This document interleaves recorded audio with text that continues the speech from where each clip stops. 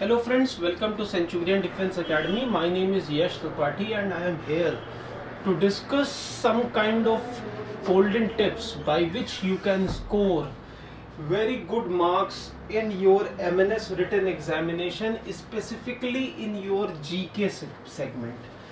तो साहब आज मेरा फोकस ये रहेगा, मैं आपसे ये बात करना चाहूँगा कि वो कौन से ऐसे तरीके हैं जिनके ज़रिए आप जीके के पोर्शन में 50 में 50 स्कोर कर सकते हो। देखो थोड़ा सा तो मुश्किल होता है, I can agree with that, because in GK you have vast syllabus और उस वास्ट सिलेबस को कवर करना और उसके बाद 50 आउट ऑफ 50 स्कोर करना थोड़ा सा डिफिकल्ट होता है।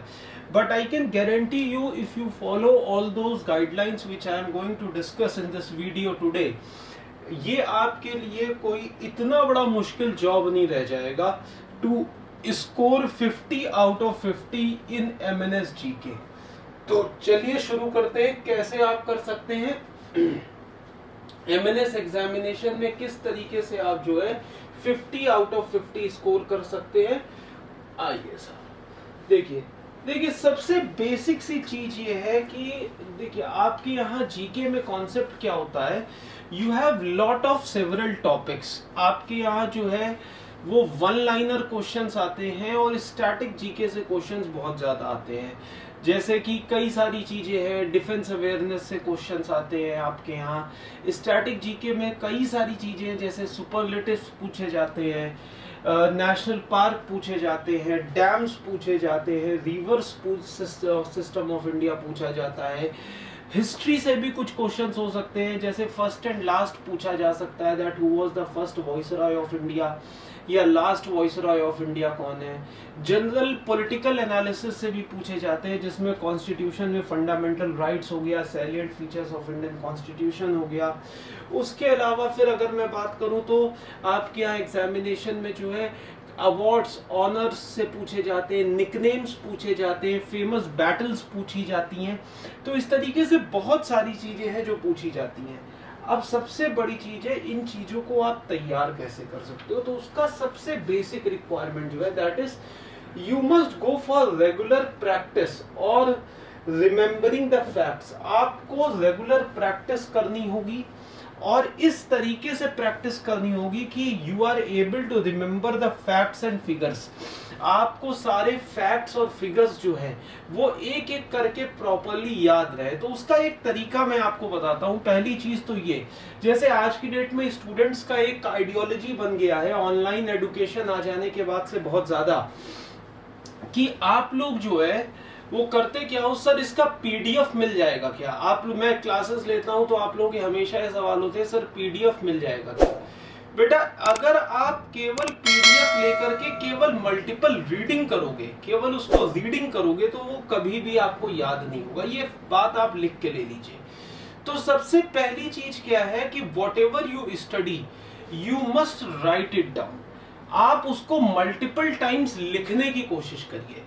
एक्चुअली होता क्या है, when you right it down तो आपको वो चीजें धीरे धीरे जो है याद होना शुरू हो जाती हैं। दूसरी इंपॉर्टेंट चीज, whenever you study something, suppose आपने 1 घंटे पढ़ाई की और 1 घंटे में आपने जो है कुछ चीजों को पढ़ लिया, तो पढ़ने के बाद फिर आपने करना क्या है, सबसे पहले try to continuously memorise those things. उन चीजों को जब आप खाली बैठे हो तो अपने दिमाग में याद करने की कोशिश करो। जैसे for example country capital currency है, तो आप थोड़ा सा ऐसे बैठे बैठे आंख बंद करो और मैप से रिलेट करके, आपके घर में 2-3 चीजें आपके स्टडी रूम में जरूर होनी चाहिए। सबसे पहली चीज है दैट इज मैप। मैप कहाँ का, वर्ल्ड का भी और इंडिया का भी, वर्ल्ड और इंडिया दोनों का, physical as well as political, दोनों तरीके के मैप होने चाहिए। और मैप से रिलेट करने की कोशिश करो, क्योंकि ताकि आपके दिमाग में एक विजुअल मेमोरी क्रिएट हो। कि फॉर एग्जांपल अगर आपसे पूछा जा रहा है कि ऑस्ट्रिया की कैपिटल क्या है, तो आपको पता है वियना है, और आपके दिमाग में अगर ये क्लियर है कि ऑस्ट्रिया यूरोप में किस जगह पर है, तो वो आपको हमेशा के लिए याद हो जाएगा। इंडोनेशिया की कैपिटल क्या है, जकार्ता है। जकार्ता साउथ एशिया में कहां पर है, साउथ ईस्ट एशिया में किस तरफ पर है, आप आपको लोकेशन क्लियर हो जानी चाहिए। तो जब आप चीजों को लगातार मेमोराइज करोगे, कंटिन्यूअसली उन चीजों को याद करने की कोशिश करोगे, साथ ही साथ नोट करते चलोगे। नोट करो, नोट करके उस चीज को एक चार्ट पेपर पे नोट करो, उसको आप अपने रूम में कहीं पर लगा दो। अगर आप अपने रूम में लगा देते हो और लगातार आप आते जाते, रात में आप मान लो आप फ्री टाइम में लेटे हुए हो, आपकी नजरों के सामने ये चीजें अगर रहती, मैप आपके नजरों के सामने रहता है, तो it becomes very easy for you to remember and recall all those things. जिन चीजों को पढ़ रहे हो उन चीजों से रिलेटेड चार्ट आपके रूम में जरूर होना चाहिए।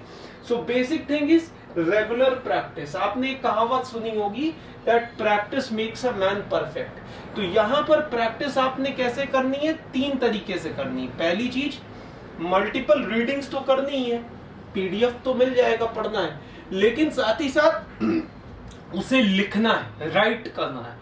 और तीसरा काम क्या करना है? मेमोराइज करते रहना लगातार। और मेमोराइज करने का तरीका क्या है? मैप लगा दो रूम में, चीजों को विजुअलाइज करने की कोशिश करो, तो उतना आसानी से आप तैयार कर पाओगे।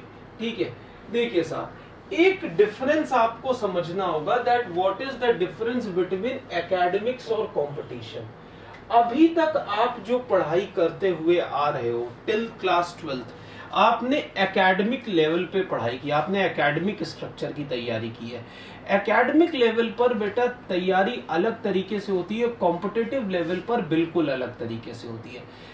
इन academics you are not competing with anyone, आप अपने आप से ही फाइट कर रहे होते हो। और दूसरी चीज क्या होती है, एकेडमिक लेवल में एलैबोरेटिव आंसर्स लिखने होते हैं। आपने 11th 12th 10th 11th 12th में अगर पढ़ाई की होगी तो आपने देखा होगा कि वहां पर आपको स्टेप मार्किंग के भी मार्क्स मिल जाते हैं। अगर आपका फाइनल आंसर नहीं आ रहा है तब भी आपने अगर स्टेप्स प्रॉपरली किए हैं तो उसके भी मार्क्स मिल जाते हैं। तीसरी सबसे इंपॉर्टेंट चीज क्या होती है, एकेडमिक्स में टीचर्स ऑलमोस्ट गेस कर ले जाते हैं कि कौन से टॉपिक्स इंपॉर्टेंट है और किन पोर्शन से एग्जामिनेशन में ज्यादा पूछा जाता है, तो वहां पर आपको एक फायदा मिल जाता है। But these all things are absent in competition. The moment you enter in competition, all these things are absent. ये सारी चीजें एब्सेंट होती हैं। Here you are competing against n number of students, आप n number of students के साथ compete कर रहे होते हो। और सबसे बड़ी बात यहां पर आपने क्या है, जो ये एक तरीके से रेस की तरीके से है, जो सबसे आगे होगा, जिसके मार्क्स सबसे ज्यादा होंगे। Because in MNS you are not only required to qualify the written examination, thereafter you will be having your interview and then you will be having all India merit list. तो जब तक आप हर section में बहुत अच्छा perform नहीं करोगे, आप हर चीज में अच्छा परफॉर्म नहीं करोगे, तब तक कुछ होने नहीं वाला। दूसरी चीज, कंपटीशन में कोई भी टीचर, कितना भी जैसा टीचर हो, कोई भी टीचर आपसे ये गारंटी लेके नहीं कह सकता कि साहब ये बस इतने में से ही आना है, इससे ज्यादा से नहीं आना, या यही इसका सिलेबस है, या जो मैं बताए दे रहा हूं यही आने वाला है। दिस इज द बिगेस्ट लाई अगर ऐसा कोई टीचर बोलता है।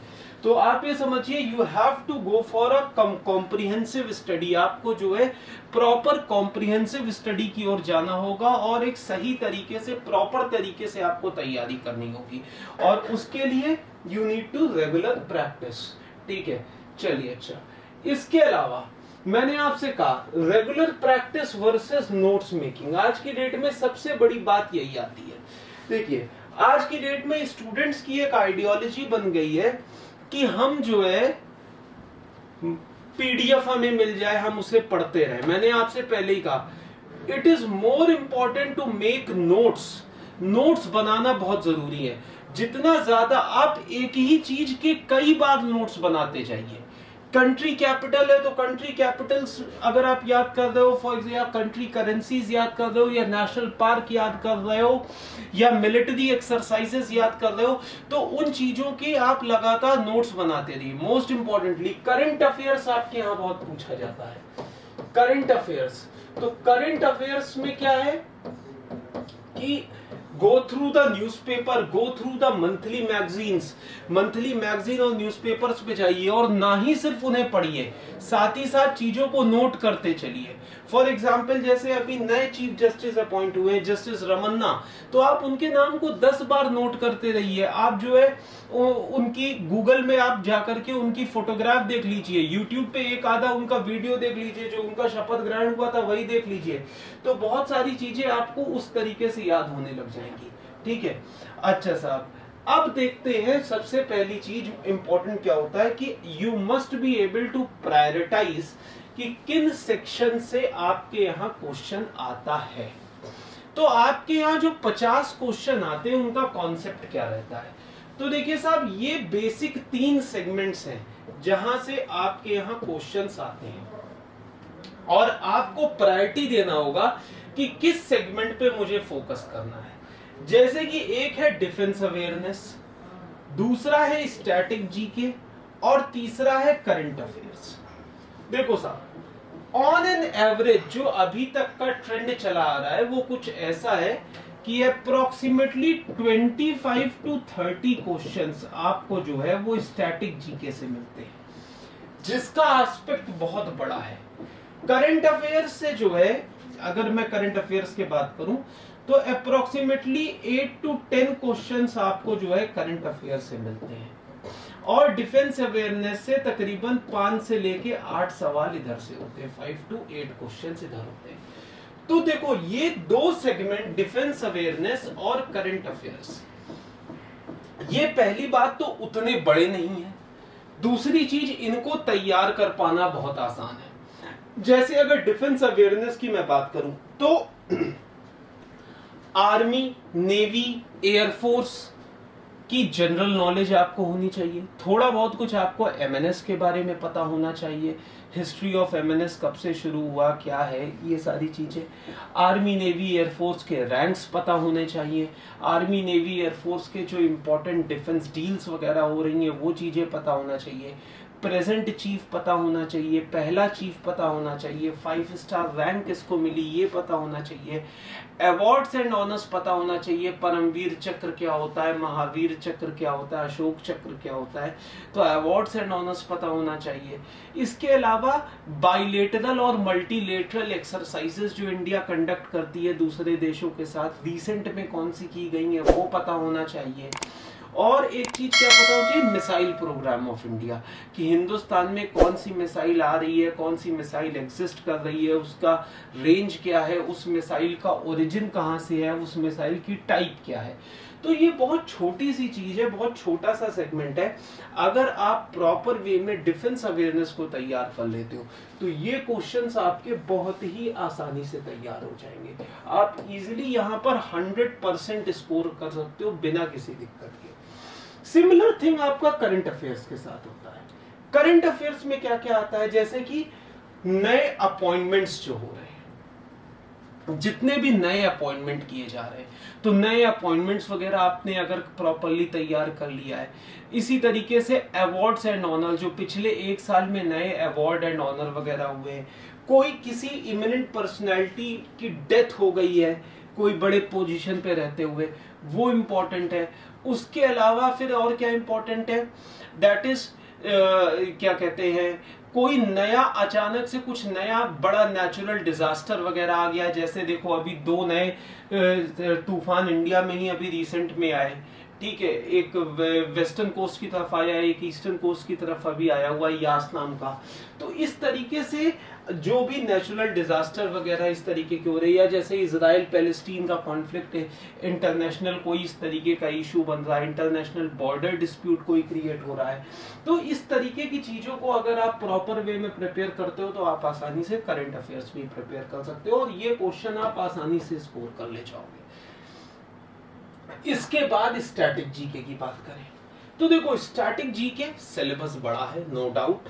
यहां पर आपको प्रॉपर वे में एक एक चीज तैयार करनी होगी, तो इसमें अब आपको कुछ चीजें फिल्टर करनी होगी। फिल्टर करने का तरीका क्या है, फॉर एग्जाम्पल जैसे आप इंटरनेशनल इवेंट्स को पढ़ रहे हो तो कई सारी चीजों को एक साथ रिलेट करके पढ़ना शुरू कर दो। फॉर एग्जाम्पल, आप कंट्री की कैपिटल साथ ही साथ उसके साथ आप उसकी करेंसी तैयार कर सकते हो, उसके स्टेट हेड का नाम तैयार कर सकते हो कि उस देश का हेड कौन है, मतलब प्रेसिडेंट कौन है या प्राइम मिनिस्टर कौन है।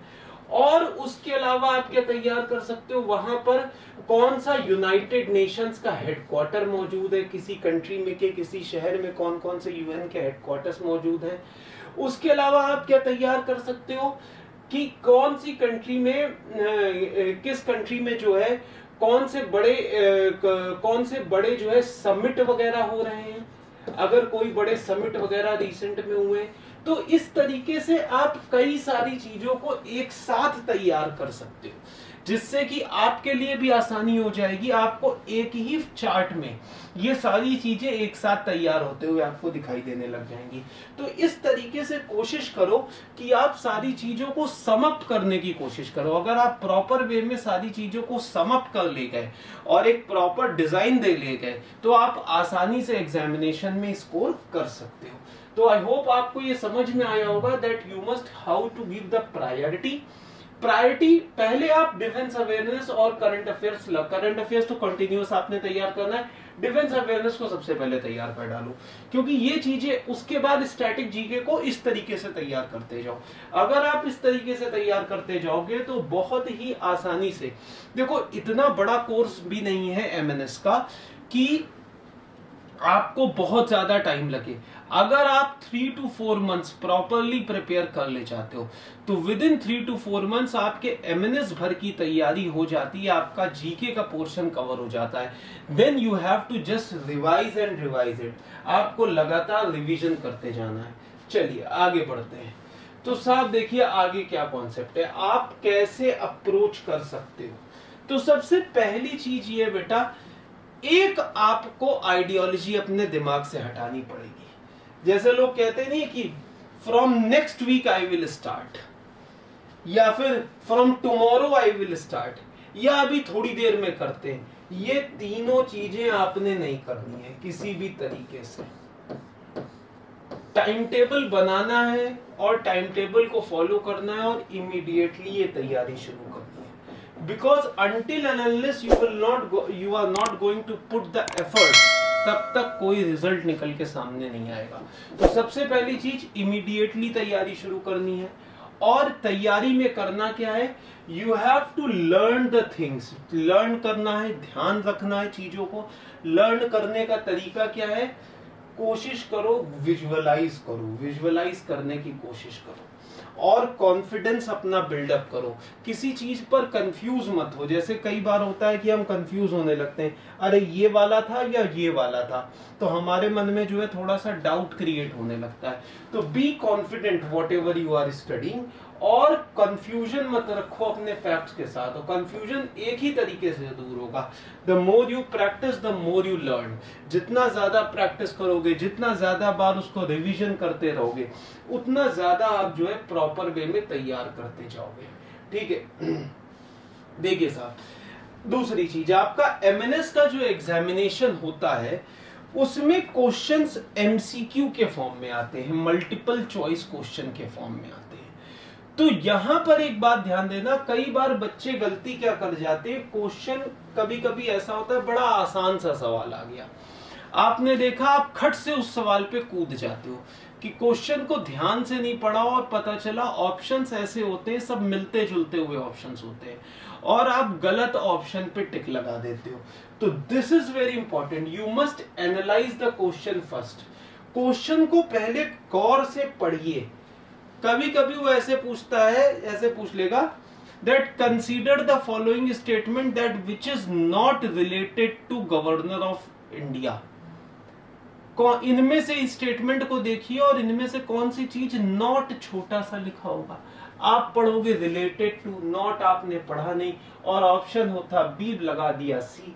तो ये गड़बड़ी आप बहुत करते हो। तो पहली चीज है, do not jump into the options, just first analyse the question. Proper way में क्वेश्चन को एनालाइज करना है, एक प्रॉपर चार्ट आउट बनाना है और उसके बाद ही आपको आंसर देना है।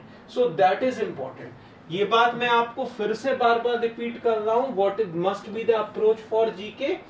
Approach for GK must be first is to memorise, जितना ज्यादा हो सके मेमोराइज करें, विजुअलाइज करें चीजों को, जितना ज्यादा विजुअल मेमोरी में लाने की कोशिश करें। देखो कई सारे टीचर्स आपको ट्रिक्स बताएंगे, ट्रिक्स के जरिए याद कराएंगे। देखो ट्रिक्स होती हैं, लेकिन ट्रिक्स एक लिमिटेड कॉन्सेप्ट तक चलती है, क्योंकि कोर्स इतना ज्यादा है। आप पता चला अगर ट्रिक्स के चक्कर में पड़ोगे तो आप कितने ट्रिक्स याद करते जाओगे और कहां तक के ट्रिक्स याद करोगे, पता चलेगा सिलेबस से ज्यादा ट्रिक्स हो गई। तो उससे फार बेटर है चीजों को विजुअलाइज करो, और क्वेश्चन जब आपके सामने आता है तब आप फाइनलाइज करो। क्वेश्चन को प्रॉपर्ली एनालाइज करने के बाद ऑप्शन पढ़ने के बाद प्रॉपर्ली, तब आपने फाइनलाइज करना है कि क्या होगा उसका correct answer, then only you are going to answer. ठीक है, चलिए अब अगली चीज आती है कि आखिरकार हम फैक्ट्स एंड फिगर्स को कैसे तैयार करें। तो देखिए साहब, ये बात मैं आपसे पहले ही बता चुका हूं कि go for multiple reading and notes making. जितना ज्यादा हो सके उतना ज्यादा बार बार पढ़ाई करते रहो, बार बार चीजों को रिवाइज करते रहो और नोट्स बनाते रहो। नोट्स बनाते रहोगे आसानी से काम हो जाएगा।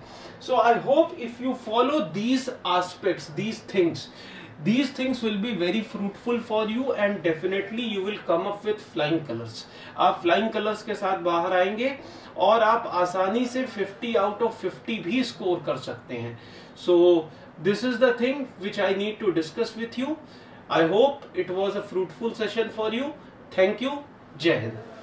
अगर आपने सेंचुरियन डिफेंस एकेडमी के YouTube चैनल को सब्सक्राइब नहीं किया है तो अभी सब्सक्राइब करें और बेल आइकन दबाएं ताकि लेटेस्ट नोटिफिकेशंस आपके पास सबसे पहले पहुंचे।